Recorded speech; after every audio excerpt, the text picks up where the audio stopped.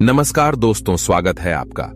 आज एक और लाइफ चेंज गौतम बुद्ध जी की कहानी आपके लिए लाया हूं। ये कहानी आखिर तक सुनो और अनमोल ज्ञान प्राप्त करो।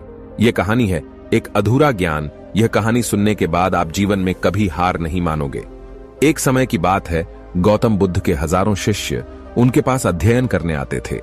गौतम बुद्ध से जब भी कोई चीज से ज्ञान प्राप्त कर लेता था तो उसे किसी दिशा में लोगों को जागरूक करने तथा शिक्षा देने के लिए भेज दिया करते थे। बुद्ध का एक शिष्य बुद्ध के आश्रम में लगभग 6 सालों से था। वह शिष्य महात्मा बुद्ध के पास आया और बुद्ध से कहा, मुझे यहां आए लगभग 6 साल हो गए हैं।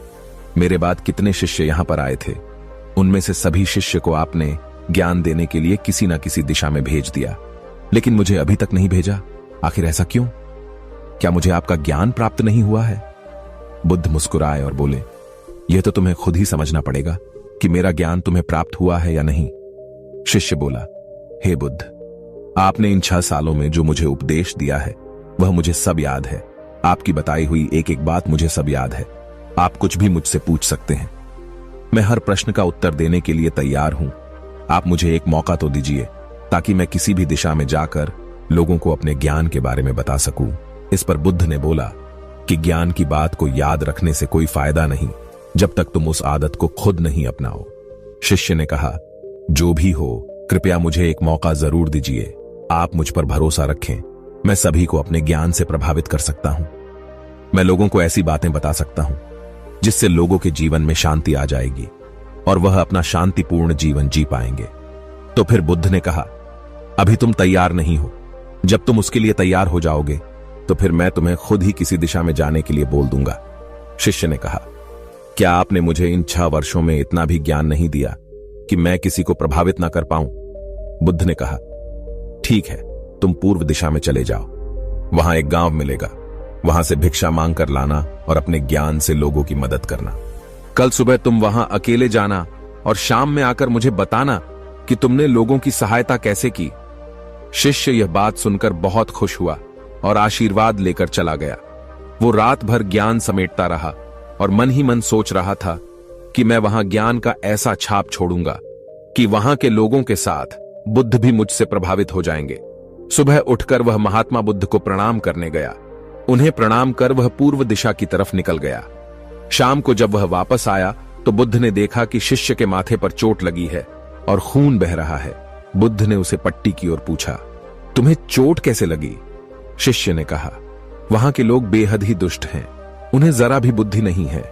मैं उस गांव में भिक्षा लेने गया पर किसी ने मुझे भिक्षा नहीं दी। सब मुझे वहां गालियां दे रहे थे। एक व्यक्ति ने भिक्षा तो दी थी लेकिन नीचे फेंक कर और कहा, इसे उठा लो। मैंने उन्हें काफी समझाया लेकिन मेरी बात सुनने को तैयार ही नहीं थे। उन्होंने मेरे साथ हाथापाई की जिससे मुझे चोट लग गई। बुद्ध, आप मुझे दूसरी जगह भेजिए जहां के लोगों में ज्ञान हो, वो इस तरह ना हो। बुद्ध शिष्य की बात सुनकर मुस्कुराए और बोले, अगर दूसरे गांव में भी ऐसे ही गांव के लोग होंगे तब तुम क्या करोगे? शिष्य ने कहा, हे बुद्ध, मैं ऐसे लोगों को कोई ज्ञान नहीं दे सकता। वह लोग अज्ञानी है, उन्हें कौन समझाए? बुद्ध ने कहा, वह लोग अज्ञानी नहीं बल्कि ज्ञानी है। उनके पास बहुत ज्ञान है परंतु उनके पास खुद का ज्ञान है। अब अगर तुम किसी दूसरे के ज्ञान को चोट पहुंचाओगे तो वह कुछ तो कहेंगे ही। तुम्हें ऐसे लोग हर जगह मिलेंगे, तब तुम अपना ज्ञान उन्हें कैसे दोगे? बुद्ध ने कहा, आज तुम आराम करो, कल शाम को मेरे पास आना। शिष्य बुद्ध को प्रणाम करके चला गया। अगली शाम जब वह वापस बुद्ध के पास आया तब वहां बुद्ध के एक और शिष्य मौजूद थे। उनके हाथ में भी चोट लगी हुई थी। बुद्ध ने शिष्य के हाथ पर चोट देख उस पर पट्टी की और उससे पूछा, तुम्हें यह चोट कैसे लगी? शिष्य ने कहा, आपने पूर्व की ओर एक गांव में मुझे जाने के लिए कहा था तो वहीं मुझे चोट लगी। बुद्ध ने कहा, वहां तुम्हारे साथ क्या क्या हुआ, तुम मुझे बताओ। शिष्य ने कहा, वहां पर मैंने सबसे भिक्षा मांगी लेकिन किसी ने भी भिक्षा नहीं दी। एक व्यक्ति जिसने भिक्षा दी भी तो मुझे जमीन पर फेंक कर दी थी और कहा, उसे उठा लो। तो मैंने उसे उठाकर अपने झोले में रख लिया और मैंने उसे सफल होने का आशीर्वाद दिया। तब उस व्यक्ति ने मुझसे कहा, आप बड़े अजीब लगते हो, मैं आपका अपमान कर रहा हूं और आप मुझे आशीर्वाद दे रहे हो। तो मैंने उनसे कहा कि आप दानी हो, आपने मुझे दान दिया है इसलिए मैं आपको आशीर्वाद दे रहा हूं। फिर मैं वहां से आगे गया तो कुछ लोगों ने मुझे वहां से वापस जाने के लिए कहा। उन्होंने मुझे कुछ अपशब्द कहे और मुझ पर पत्थर भी फेंके, जिससे मुझे चोट लग गई।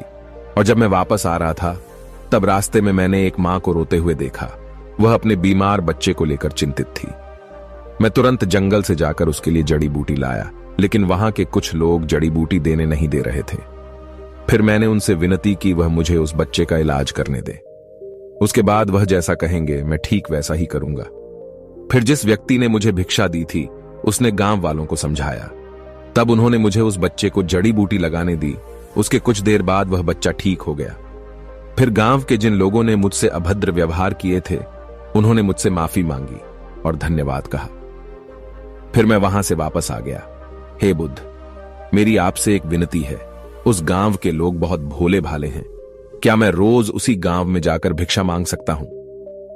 ये सभी बातें पहला शिष्य खड़ा होकर बड़े ध्यान से सुन रहा था।